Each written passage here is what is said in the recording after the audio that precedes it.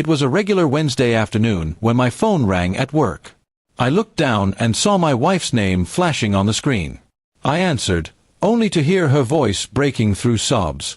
She kept repeating, "Come home now, please just come home." My heart sank instantly. She sounded terrified, and I dropped everything to rush out of the office. The 30-minute drive felt like hours. My mind kept spinning. Was she hurt? Was there an accident? Did something happen to her parents? The thought of losing her in some tragedy filled me with dread. I pressed the accelerator harder, desperate to reach home. As I pulled into the driveway, I noticed the front door was slightly open. My stomach twisted. I ran inside, calling her name. The house was unusually silent except for faint noises coming from our bedroom upstairs. Something about the sound felt wrong. When I pushed the bedroom door open, the sight in front of me shattered every piece of trust one ever had.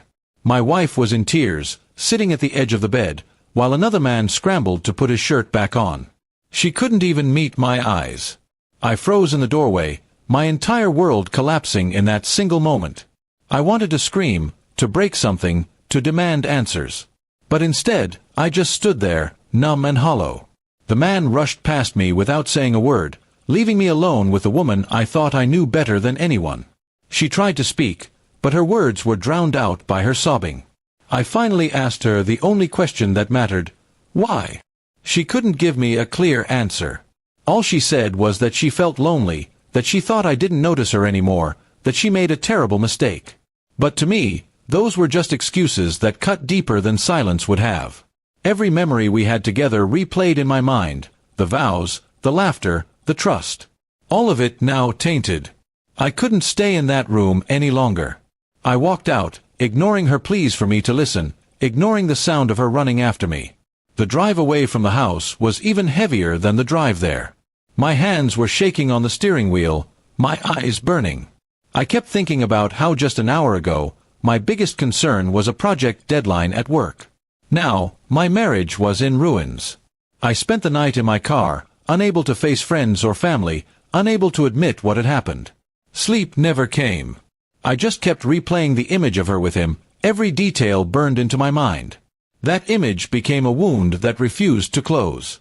When I finally returned home the next day, the house felt like a stranger's. She was there, waiting, begging for forgiveness. But every time she reached for me, I pulled away.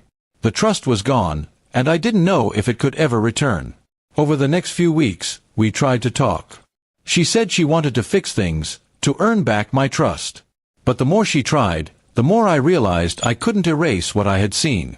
Her tears no longer moved me, they only reminded me of the pain. I eventually decided to leave. Packing my bags felt like burying a part of myself, but staying would have been like living inside the memory of that betrayal every single day. I told her I couldn't live in a marriage built on broken trust. Even now, months later, the sound of her crying voice on that phone call haunts me. I once thought it was fear or danger. I never imagined it was the sound of my marriage falling apart. And no matter how much time passes, I don't think I'll ever forget what I saw that day. That moment didn't just end a marriage. It ended the version of me that believed love alone could protect against betrayal. What I found in my own home still lingers in my mind, a shadow I carry wherever I go.